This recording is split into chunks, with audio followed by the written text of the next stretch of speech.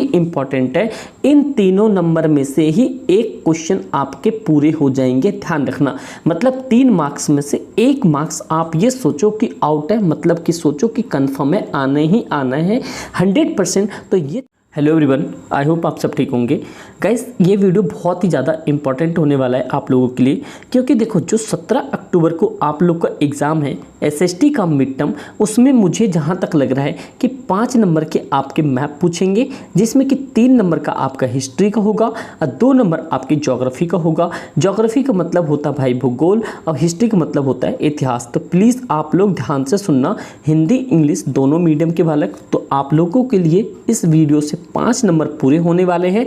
तो प्लीज़ आप मिस मत करो, अच्छे तरीके से समझने की पहले कोशिश करो। देखो दोस्त, सबसे पहले आपको यहाँ पे लिस्ट ऑफ मैप दिया गया है।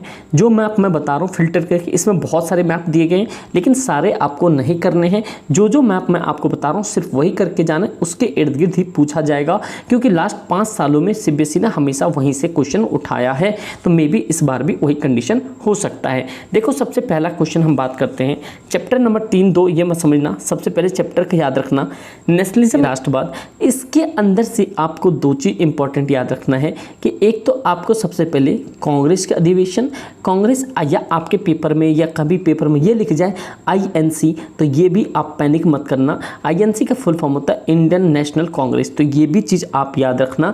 यहाँ से आप लोगों के लिए मेरा एक क्वेश्चन है कि सबसे पहले आईएनसी का खोज किसने किया था? किसने किया था? पर्सन का नाम मैं बता देता हूँ, A.O. ह्यूम था। और ये आपको डेट बताना है, किस डेट में हुआ था। फाउंड मतलब ईयर के साथ बता देना, कंप्लीट डेट आपको बता तो 28 दिसंबर था। आप लोग बस मुझे ना ईयर बता देना कि कांग्रेस की स्थापना भारत में कब हुई थी। ठीक है भाई, ये आप लोग के लिए होमवर्क है, तो प्लीज़ आप लोग जरूर बताना। अब मैं मैप की चीज़ें बताता हूँ, करना क्या है। सबसे पहले इन तीनों में से आप एक चीज़ मैप कर लो, इस चीज़ को मार्क कर लो, आपके इम्पॉर्टेंट से भी इम्पॉर्टेंट है। इन तीनों नंबर में से ही एक क्वेश्चन आपके पूरे हो जाएंगे, ध्यान रखना। मतलब 3 मार्क्स में से 1 मार्क्स आप ये सोचो कि आउट है, मतलब कि सोचो कि कंफर्म है, आना ही आना है 100%। तो ये 3 लोकेशन आपको तैयार करके जाना है, जिसमें से कि 3 में से आपको एक पक्का 100% पेपर में दिखेगा। चलो देखो, सबसे पहले कह रहा कलकत्ता अधिवेशन सितंबर 1920 में हुआ था। तो आपको पता है, अगर हमारा भारत यहाँ से यूँ करके, भाई ड्राइंग तो हमारी पता नहीं ऐसी है, लेकिन आप ध्यान सुनो, जैसे आप यहाँ पे कलकत्ता की बात करोगे तो ये आपका क्या हो जाएगा मेरे भाई, कलकत्ता 1920 वाला सेशन हो जाएगा।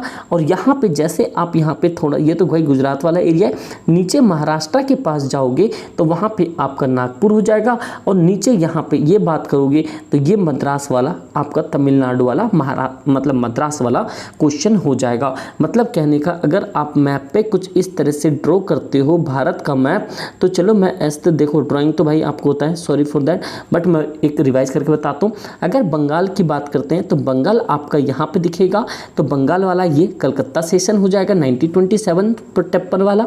ये आपका महाराष्ट्र आपका 1920 नागपुर वाला हो जाएगा।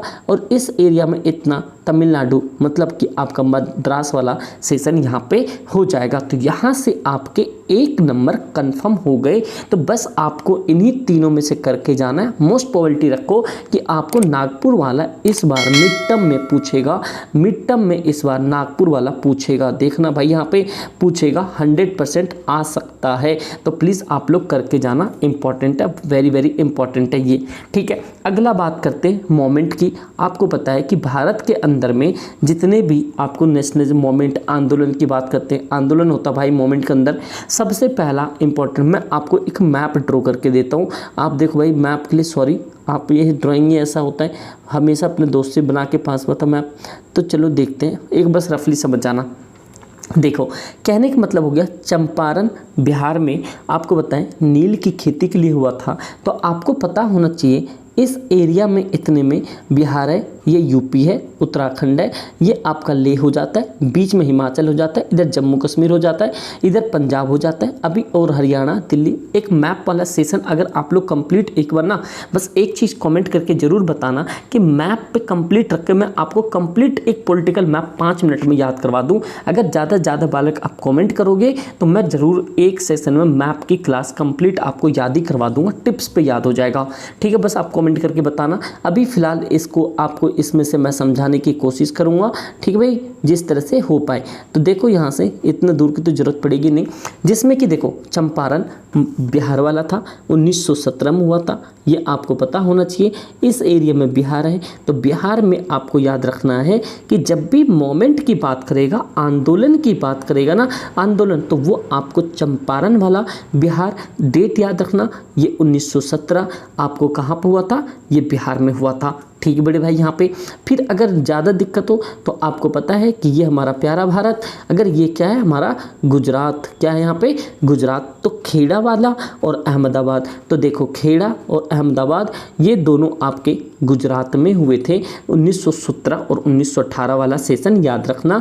तो ये चीज़ आपको पता चल गया। अगर आंदोलन मोमेंट की बात करेगा तो पहला चंपारण आप बिहार टिक कर दोगे, दूसरा खेड़ा, जिस तरह से मैं आपको यहाँ पे बता चुका इस तरह से, तो ये दोनों आपके यहाँ पे हो जाएंगे, ठीक है मेरे भाई। अगली मैप मैं आपको यहाँ से बताता हूँ कि जिस तरह से कि ये जो गुजरात है, अमृतसर है, अमृतसर ये आपके पंजाब के पास पड़ेगा, जो कि जलियांवाला बाग हत्याकांड हुआ था।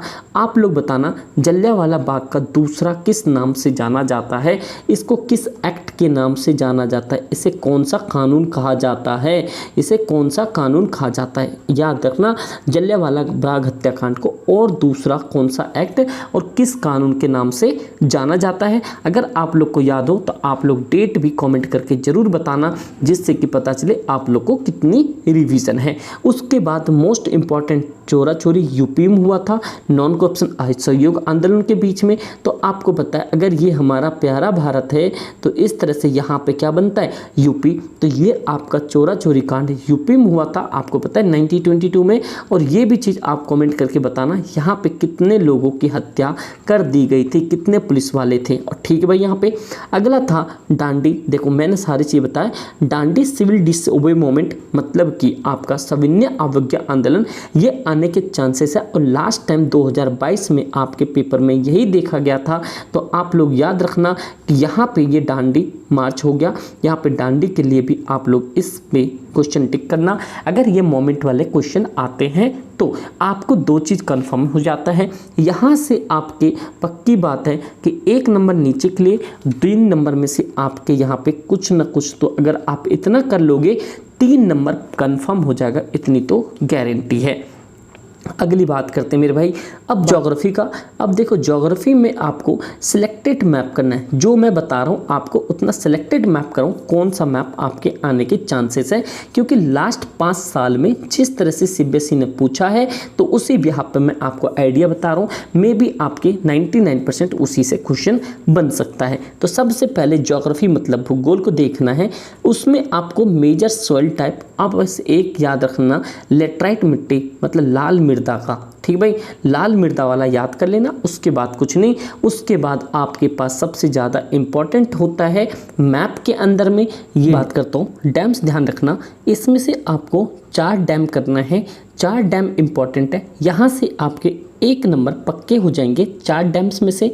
सबसे पहला डैम आपका सलाल डैम है, जो कि आपको जम्मू कश्मीर में है। कहाँ पे? ये जम्मू कश्मीर में है, ध्यान रखना। उसके बाद इसमें भाखड़ा नांगल है, यस ये रहा भाखड़ा नांगल, ये आपके पंजाब में है। कहाँ पे? यहाँ पे पंजाब में है, ये इंपॉर्टेंट याद रखना। टिहरी डैम आपको इंपॉर्टेंट याद रखना है, पिछली बार भी पूछा गया था, ये आपके उत्तराखंड में है। फिर एक राणा प्रताप डैम है, ये आपके हैं राजस्थान में। कहाँ पे है? आपके हो गए उड़ीसा में। तो ये 4 डैम पूछे थे जो कि बहुत ज़्यादा इंपॉर्टेंट डैम्स थे। तो प्लीज़ आप लोग इतने ही डैम्स कर लो, आपके काम हो जाएंगे। और देखो कोल वाला और ये तो पूछा नहीं था। उसके बाद सबसे इम्पोर्टेंट यहाँ पे प्लांट्स का पूछा था, जिसमें कि थर्मल था, न्यूक्लियर था। न्यूक्लियर का सबसे ज़्यादा इंपॉर्टेंट पूछा जाता है। ये नरोड़ा आपके यहाँ पे यूपी के अंदर में थे। ये काकरापाड़ा ये भी पूछा गया था। तारापुर ये आपको पता है कहाँ पे? ये महाराष्ट्र में है। अक्कलपक्कनम का आप लोग कमेंट करके बताना कहाँ पे है। तो इनमें से ज्योग्राफी के यहाँ से आपके इंपॉर्टेंट बनते हैं। उसके बाद सबसे ज़्यादा सॉफ्टवेयर टेक्नोलॉजी पार्क, जो कि इस बार के सैंपल पेपर में भी दिया हुआ था, नोएडा वाला दे रखा था। तो प्लीज़ आप लोग देख लो, इसी टाइप के आपके पेपर बनेंगे। हिंदी इंग्लिश दोनों वाले बच्चे जरूर कर लेना इसे। सॉफ्टवेयर में सबसे पहले नोएडा आपको पता है कहाँ की बात कर रहा है, यूपी की बात कर रहा है। गांधीनगर आपको पता है कहाँ की, गुजरात की बात कर रहा है। मुंबई, पुणे, हैदराबाद ये सब पूछा नहीं गया था, 2 पूछा गया है। आप एक नोएडा कर लो, मुंबई या पुणे कर लो, वैसे नोएडा ही पूछा जाएगा, मोस्ट प्रोबेबिलिटी है, ठीक है। उसके बाद में सबसे ज़्यादा लाइफ लाइन ऑफ इंडिया को मेजर पोर्ट, तो मेजर पोर्ट में सबसे पहला इंपॉर्टेंट याद रखो यहाँ पे टुट्टिकोरिन, एक ये पूछा था।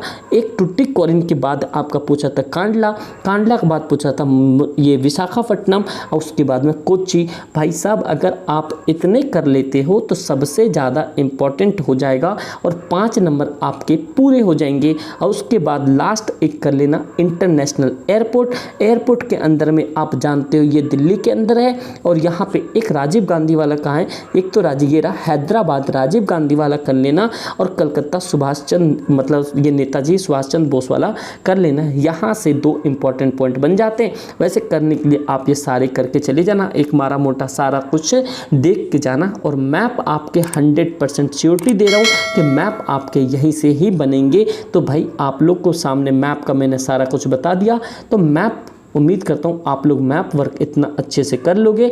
इसके अलावा जितने भी इम्पॉर्टेंट क्वेश्चंस करवाएं वो ज़रूर कर लेना, जिससे कि आप अपने मिड टर्म को भी अच्छा कर पाओ। तो अब आगे आने वाले टाइम के लिए जो भी कॉन्सेप्ट वाली क्लासेस आएंगी या इंपॉर्टेंट क्वेश्चन क्लासेस आएंगी वो भी आप लोग अच्छे से कर लेना। और जितने अभी तक अपलोड हुए प्लीज़ कर लेना। अगर अभी तक आप लोगों ने सब्सक्राइब नहीं किया है, अगर सब्सक्राइब कर लिया, अगर बेल आइकन नहीं दबा रखा है तो वो भी आपके लिए बेकार है भाई, क्योंकि YouTube जो है बहुत सारे बच्चों को नोटिफिकेशन नहीं भेजता है। तो प्लीज़ आप लोग जो बेल आइकन है उसे ज़रूर दबा लेना। सब्सक्राइब नहीं किया कर लेना।